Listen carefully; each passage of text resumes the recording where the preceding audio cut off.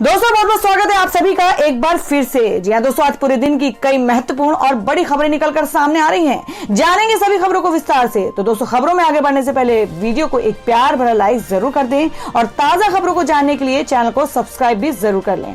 तो देखते हैं पहली बड़ी खबर क्या निकल कर आ रही है। दोस्तों, आज की पहली बड़ी खबर निकल कर आ रही है। आपको बता दें कि उत्तराखंड में ग्लेशियर टूटने से भारी तबाही, 150 से ज्यादा लापता, सेना, एसडीआरएफ, आईटीबीपी का रेस्क्यू ऑपरेशन। जी हां, आपको बता दें कि उत्तराखंड के चमोली जिले में रविवार सुबह ग्लेशियर टूटने से भारी तबाही मच गई है।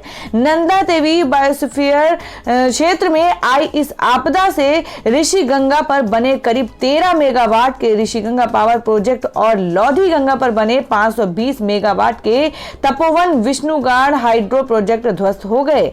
इनमें कार्य कर रहे श्रमिकों व कार्मिकों समेत करीब 150 लोग लापता हैं, जबकि 7 व्यक्तियों के शव बरामद किए गए हैं। लापता में 5 स्थानीय लोग भी शामिल हैं। इस प्राकृतिक घटना के सही कारणों का पता विशेषज्ञों की रिपोर्ट मिलने के बाद ही चलेगा, लेकिन फौरी तौर पर इसका कारण वहां झील बनने का अंदेशा जताया जा रहा है। आपको बता दें, प्रत्यक्षदर्शियों के मुताबिक लापता व्यक्तियों की संख्या अनुमान से अधिक हो सकती है। बचाव एवं राहत कार्य जारी है। 2 सुरंगों में फंसे 50 में से 15 श्रमिकों को सकुशल रेस्क्यू कर लिया गया है। इस त्रासदी में भारत चीन सीमा को जोड़ने वाले पुल बह गए। इससे करीब आधा दर्जन गांवों को संपर्क कट गया है। इधर धौलीगंगा, ऋषिगंगा और अलकनंदा में मलबे के साथ आए उफान के चलते चमोली से लेकर बिजनौर तक हड़कंप रहा। प्रशासन ने फौरी कदम उठाते हुए गंगा व सहायक नदियों के किनारे बस्तियां खाली कराकर अलर्ट कर दिया है। एहतियातन टिहरी बांध से पानी रोक दिया गया। साथ ही बद्रीनाथ हाईवे समेत कई मार्गों पर आवाजाही रोक दी गई। दोपहर बाद स्थिति कुछ समान होने पर यातायात सुचारू किया गया। और दोस्तों, में अगली खबर आ रही है किसानों के हवाले से। जी आपको बता दें कि हरियाणा महापंचायत में गरजे टिकैत, बिल वापसी मांग रहे हैं। गद्दी वापसी की मांग कर दी तो क्या। जी आपको बता दें कि देश भर में हुए चक्का जाम के एक दिन बाद रविवार को हरियाणा के चरखी दादरी में किसान महापंचायत का आयोजन किया। इस महापंचायत में भारतीय किसान यूनियन के नेता राकेश टिकैत ने संबोधित करते हुए सरकार को चेतावनी दी। आपको बता दें, कितलाना टोल प्लाजा पर आयोजित इस महापंचायत में हजारों की संख्या में किसान शामिल हुए। इस महापंचायत में 5 प्रस्ताव भी पारित किए गए। किसान महापंचायत की अध्यक्षता सांगवान खाप के मुखिया और दादरी के विधायक सोमवीर सांगवान ने की। मंच से बोलते हुए राकेश टिकैत ने कहा कि यहां पर अभी युवा केवल बिल वापसी की बात कर रहे हैं। क्या होगा अगर उन्होंने गद्दी छोड़ने की मांग शुरू कर दी।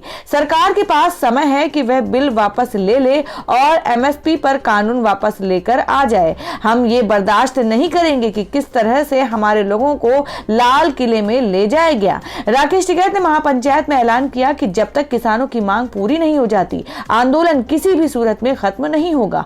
सरकार को ये बात भली भांति समझ लेनी चाहिए। और दोस्तों, मैं अगली खबर में आपको बता दें कि किसानों के खिलाफ ट्वीट पर भड़के कांग्रेस नेता, कहा भारत रत्न के लायक नहीं सचिन तेंदुलकर, अक्षय का आईक्यू कमजोर। जी हां, बात करें कि किसान आंदोलन के समर्थन में अमेरिकी पॉप स्टार रिहाना के ट्वीट के बाद बॉलीवुड सहित अन्य क्षेत्र के दिग्गजों ने भी अपनी राय रखी है। बॉलीवुड एक्टर अक्षय कुमार और पूर्व क्रिकेटर सचिन तेंदुलकर ने भी रिहाना के ट्वीट के बाद #IndiaTogether हैशटैग के साथ बांटने वाली बातों पर ध्यान न देने की बात कही। अक्षय कुमार सहित कई एक्ट्रेस ने तो सरकार का बयान भी रीट्वीट किया है। बॉलीवुड से आए ऐसे रिएक्शन पर लोग हैरानी व्यक्त कर रहे हैं। जी आपको बता दें कि कई लोग सरकार की वकालत करने पर अक्षय कुमार सहित कई हस्तियों पर निशाना साध रहे हैं। कांग्रेस के सांसद जसबीर सिंह गिल ने तो देश की जनता से ऐसे लोगों का बहिष्कार करने को भी कहा है। जसबीर सिंह गिल ने न सिर्फ अक्षय कुमार की समझदारी पर सवाल उठाया, बल्कि यहां तक कह दिया कि सचिन तेंदुलकर भारत रत्न के लायक नहीं है। अपने एक बयान में रविवार को कांग्रेस सांसद जसबीर सिंह गिल ने कहा, मैं इन लोगों की कड़ी निंदा करता हूं। मुझे लगता है कि इन सभी अभिनेताओं की फिल्मों का किसानों द्वारा बहिष्कार किया जाना चाहिए।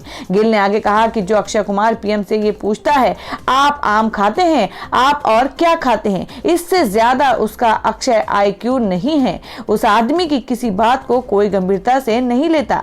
मैं समझता हूं कि एक्टर से ऐसे ट्वीट करवा कर जो सरकार का डर है वह बाहर आ गया है। जसबीर सिंह श्री गिल ने सिर्फ अक्षय कुमार ही नहीं बल्कि सचिन तेंदुलकर पर भी उनके ट्वीट को लेकर हमला बोला है। उन्होंने कहा कि इन लोगों की क्या औकात है, इनकी जमीर मरी हुई है, जिन्होंने किसान के खिलाफ बयान देकर सरकार की पूंछ पकड़ी है। सचिन तेंदुलकर ने ना सिर्फ अपने बेटे को आईपीएल में जगह दिलाने के लिए सरकार की लाइन उठाई, मैं लोगों पर छोड़ देता हूं कि वाकई क्या ये आदमी भारत रत्न के लायक है। मैं समझता हूं कि नहीं है। और दोस्तों मैं अगली खबर में आपको बता दें कि जिसमें किसान आंदोलन में राज ठाकरे बोले, कहा सरकार को लता सचिन की प्रतिष्ठा दांव पर नहीं लगाना चाहिए। जी हां, आपको बता दें कि किसान आंदोलन को लेकर विदेशी हस्तियों के ट्वीट के जवाब में छिड़ा अभियान पर विवाद खत्म होने का नाम नहीं ले रहा है। महाराष्ट्र नवनिर्माण सेना एमएनएस के प्रमुख राज ठाकरे ने शनिवार को कहा कि केंद्र सरकार को किसान आंदोलन के मुद्दे पर विदेशी हस्तियों को जवाब दिलवाने के लिए लता मंगेशकर और सचिन तेंदुलकर की प्रतिष्ठा दांव पर नहीं लगाना चाहिए था। राज ठाकरे ने कहा कि इस अभियान में सरकार को लता मंगेशकर और सचिन तेंदुलकर को नहीं घसीटना चाहिए था। ऐसे में इन हस्तियों को भी सोशल मीडिया पर आलोचना का सामना करना पड़ रहा है। जी आपको बता दें, राज ठाकरे ने कहा कि अगर अमेरिकी पॉप सिंगर रिहाना और अन्य विदेशी हस्तियों का किसान आंदोलन का समर्थन करना भारत के लिए आंतरिक मामलों में दखल देना है, तो फिर प्रधानमंत्री नरेंद्र मोदी का डोनाल्ड ट्रंप के समर्थन में नारा भी परेशान करने वाला था। राज ठाकरे ने डोनाल्ड ट्रंप के कार्यकाल के दौरान मोदी की ह्यूस्टन रैली को हवाला देते हुए कहा, अगर इस तरह देखा जाए तो अगली बार ट्रंप सरकार जैसी रैली करने की जरूरत नहीं थी, क्योंकि ये उस देश का आंतरिक मामला था। राज ठाकरे ने मीडिया से बात करते हुए कहा, केंद्र की सरकार को सचिन तेंदुलकर और लता मंगेशकर को अपने रुख के समर्थन में ट्वीट करने के लिए नहीं बोलना चाहिए था। उनकी प्रतिष्ठा को ऐसे दांव पर नहीं लगाना चाहिए था। इसी वजह से अब उन्हें सोशल मीडिया पर ट्रोलिंग का सामना करना पड़ रहा है। तो दोस्तों, जिस तरीके से देश भर में लगातार किसान लोग धरना प्रदर्शन कर रहे हैं, उनको लेकर आप लोगों की क्या राय है, आप अपनी राय कमेंट बॉक्स में जरूर दें। बढ़ते हैं अगली खबर की ओर। और दोस्तों मैं अगली खबर निकल कर आई जिसमें शरद पवार की सलाह, कहा पीएम मोदी राजनाथ सिंह गडकरी को करनी चाहिए किसान संगठनों से बात। जी आपको बता दें कि राष्ट्रवादी कांग्रेस पार्टी एनसीपी प्रमुख शरद पवार ने रविवार को कहा कि 3 नए कृषि कानूनों को लेकर जारी गतिरोध को दूर करने के लिए प्रधानमंत्री नरेंद्र मोदी और राजनाथ सिंह एवं नितिन गडकरी जैसे वरिष्ठ केंद्रीय मंत्रियों को किसान संगठनों से वार्ता करनी चाहिए। उन्होंने कहा कि कृषि सुधारों से संबंधित मतभेदों को विचार विमर्श के जरिए सुलझाया जा सकता है। पवार ने पुणे जिले के बारामती में संवाददाताओं से ये बात कही। उन्होंने कहा, प्रधानमंत्री नरेंद्र मोदी और राजनाथ सिंह एवं नितिन गडकरी जैसे वरिष्ठ केंद्रीय मंत्रियों को किसान संगठनों से वार्ता करनी चाहिए। पीयूष गोयल भी मुंबई से हैं और मुझे इस बात की जानकारी नहीं है कि वे कृषि के बारे में कितना जानते हैं। किसान प्रतिनिधियों के साथ हुई वार्ता में गोयल और अन्य केंद्रीय मंत्री शामिल रहे हैं। पवार ने कहा कि कृषि राज्य से जुड़ा मुद्दा है और राज्य सरकारों के साथ विचार विमर्श के बाद ही इन कानूनों को लागू करना चाहिए था। पूर्व कृषि मंत्री के मुताबिक पूर्व प्रधानमंत्री अटल बिहारी वाजपेयी के कार्यकाल के दौरान वर्ष 2003 से ही कृषि सुधार के लिए कानूनों पर चर्चा की जा रही थी। और दोस्तों में अगली खबर आ रही पश्चिम बंगाल से। जी आपको बता दें कि कांग्रेस लेफ्ट में सीटों को लेकर खींचतान जारी, चौधरी बोले जल्द सुलझेगा मुद्दा। जी आपको बता दें कि कांग्रेस की पश्चिम बंगाल इकाई के प्रमुख अधीर रंजन चौधरी ने रविवार को कहा कि उनकी पार्टी आगामी विधानसभा चुनाव में सीटों के बंटवारे पर सभी मतभेदों को हल करने के लिए वाम मोर्चा के साथ वार्ता जारी रखेगी। चौधरी ने दिन में तीसरे दौर की बातचीत पूरी होने के बाद संवाददाताओं से कहा कि दोनों पक्षों ने चर्चा के दौरान अहम प्रगति की है। उन्होंने कहा कि कोई त्वरित समाधान नहीं हो सकता। हमारी बातचीत काफी आगे पहुंची है। दोनों पक्षों ने चर्चा में हिस्सा लिया, लेकिन दोनों की अपनी समझ एवं आकलन है। आशा है कि इस संवाद के पूरा हो जाने के बाद हम शीघ्र ही बयान भी जारी करेंगे। माकपा नेता और वाम मोर्चा के अध्यक्ष विमान बोस ने कहा कि बहुत सारी सीटों पर सकारात्मक भावना से चर्चा हुई। कांग्रेस और वाम मोर्चा के बीच 28 जनवरी को 193 सीटों के लिए समझौता हुआ था, जिसके अनुसार वाम मोर्चा 101 सीटों पर और कांग्रेस 92 निर्वाचन क्षेत्र में चुनाव लड़ेगी। जी आपको बता दें कि रविवार को तीसरे दौर की बातचीत बाकी 101 सीटों के लिए हुई। सूत्रों का कहना है कि फुरफुरा शरीफ के पिरजादा अब्बास सिद्दीकी की अपनी नई party Indian secular front ISF के वास्ते 44 सीटों की मांग से नया मोड़ आ गया है। दोनों ही पार्टियां ISF से मोर्चा से चर्चा कर रही हैं और राज्य में 294 सदस्यीय विधानसभा के लिए अप्रैल मई में चुनाव होने की संभावना है। और दोस्तों मैं अगली खबर निकल कर आ रही कि सुप्रीम कोर्ट से जज का फोन आया, तब इंदौर से देर रात रिहा हुआ फारूकी। हिंदुओं की भावना आहत करने के आरोप में हुए थे गिरफ्तार। जी आपको बता दें कि stand up comedian Munawar Faruqui को शनिवार को देर रात में केंद्रीय जेल से रिहा कर दिया गया। फारूकी को हिंदुओं की भावना आहत करने के आरोप में गिरफ्तार किया गया था। सुप्रीम कोर्ट के जज के फोन के बाद कॉमेडियन मुनव्वर फारूकी को इंदौर की एक जेल से रिहा किया गया। हालांकि शनिवार सुबह को इंदौर जेल प्रशासन ने फारूकी को रिहा करने से मना कर दिया था और कहा था कि उसे वारंट को रोकने के कोई आदेश नहीं मिले हैं। दरअसल शुक्रवार को मुनव्वर फारूकी को सुप्रीम कोर्ट ने अंतरिम जमानत दी थी और साथ ही हाई कोर्ट के आदेश की समीक्षा करने की बात कही थी। सुप्रीम कोर्ट से जमानत मिलने के बावजूद फारूकी को जेल से रिहा नहीं किया गया था। इंदौर जेल प्रशासन ने यह कहते हुए रिहा करने से मना कर दिया था कि उन्हें प्रयागराज के सीजेएम की ओर से जारी किए गए प्रोडक्शन वारंट को रोकने को लेकर कोई आधिकारिक जानकारी नहीं मिली है। हालांकि देर रात सुप्रीम कोर्ट के एक न्यायाधीश ने इंदौर के जज को फोन किया और उनको सुप्रीम कोर्ट की वेबसाइट पर फारूकी के प्रोडक्शन वारंट पर लगाए गए रोक और आंतरिक जमानत के आदेश को चेक करने को कहा, जिसके बाद फारूकी को जेल से रिहा कर दिया गया। फारूकी की रिहाई पर इंदौर जेल के अधीक्षक राजेश बांगड़े ने इंडियन एक्सप्रेस से बातचीत में कहा कि हमें पहले ये आदेश नहीं मिला था, लेकिन जब सुप्रीम कोर्ट के एक न्यायाधीश ने इंदौर के मुख्य न्यायिक दंडाधिकारी को फोन किया और उन्हें वेबसाइट पर जारी किए गए आदेशों को चेक करने के लिए कहा और कहा कि अगर ये पहले ही जारी हो गए हैं तो इनका पालन करें, जिसके बाद हमने वेबसाइट को चेक करके देखा और वहां ऑर्डर जारी हो गए थे। इसके बाद फारूकी को देर रात 11 बजे जेल से रिहा कर दिया गया।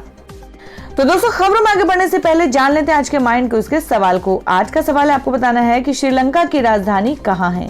इसका जवाब आपको वीडियो के नीचे कमेंट बॉक्स में देना है और सही जवाब देने वाले को रैंडमली सिलेक्ट किया जाएगा और वो जीत सकते एक बम्पर पुरस्कार। तो बढ़ते हैं अगली खबर की ओर। और दोस्तों में अगली खबर निकल कर आ रही है महाराष्ट्र से। जी आपको बता दें कि शिव सैनिकों ने बीजेपी नेता को काली स्याही से नहलाकर पहनाई साड़ी, सीएम ठाकरे की आलोचना का था आरोप। जी आपको बता दें कि महाराष्ट्र के सोलापुर में भारतीय जनता पार्टी के कार्यकर्ता को उद्धव ठाकरे की आलोचना करना भारी पड़ गया।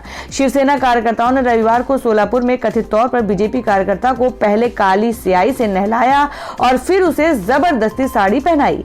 बता दें कि महाराष्ट्र में शिवसेना, कांग्रेस और राष्ट्रवादी कांग्रेस पार्टी की साझे वाली महाविकास आघाड़ी सरकार है। इस पूरी घटना का एक वीडियो न्यूज एजेंसी ANI ने जारी किया है, जिसमें कि कई सारे शिवसैनिक भाजपा कार्यकर्ता को घेरकर 3 बोतल काले रंग की स्याही से नहलाते दिख रहे हैं। इसके बाद ये सभी भाजपा कार्यकर्ता को घेरकर कुछ दूर लेकर जाते दिख रहे हैं। स्याही से भीगे भाजपा कार्यकर्ता को कुछ दूर ले जाने के बाद ये कार्यकर्ता उसे साड़ी पहनाते दिख रहे हैं। भाजपा कार्यकर्ता के उद्धव ठाकरे को लेकर दिए गए बयान की फिलहाल कोई जानकारी नहीं मिल सकी है। वीडियो में एक पुलिसकर्मी इन कार्यकर्ताओं को रोकने का प्रयास कर दिखाई दे रहा है। और दोस्तों अगली खबर में जान लेते हैं क्या है देश भर में मौसम के ताजा हालात। जी आपको बता दें कि दिल्ली NCR में हल्की ठंड के बीच कई राज्यों में बारिश के आसार। जाने क्या है IMD के ताजा अपडेट। जी आपको बता दें कि दिल्ली NCR में सुबह शाम की ठंड के बीच दिन में तेज धूप और हवा चल रही है। राजधानी क्षेत्र के लोगों को ठंड से राहत मिली हुई है। इसी बीच देश के कई अन्य राज्यों में बारिश हो रही है। 7 और 8 फरवरी को उत्तराखंड में शुष्क मौसम के रहने की संभावना है। हालांकि पश्चिमी विक्षोभ के प्रभाव में उत्तराखंड के उत्तरी हिस्से में बुधवार की शाम से लेकर शाम तक हल्की वर्षा और बर्फबारी होने की संभावना है। इसके साथ ही दक्षिण पूर्वी उत्तर प्रदेश, उत्तरी दक्षिण छत्तीसगढ़ और बिहार में कुछ स्थानों पर, जबकि झारखंड, पश्चिम बंगाल और सिक्किम में कुछ स्थानों पर हल्की बारिश होने की संभावना जताई गई है। तो दोस्तों ये थी अब तक की सभी बड़ी खबरों की अपडेट्स। टुडे ब्रेकिंग न्यूज और लेटेस्ट खबरों को देखने के लिए हमारे चैनल को सब्सक्राइब जरूर कर लें, वीडियो को लाइक और शेयर भी जरूर कर दें अपने दोस्तों और रिलेटिव्स के साथ। तो दोस्तों फिर मिलेंगे काम की खबरों और सरकारी योजनाओं की एक और नई वीडियो के साथ। तब तक के लिए धन्यवाद दोस्तों।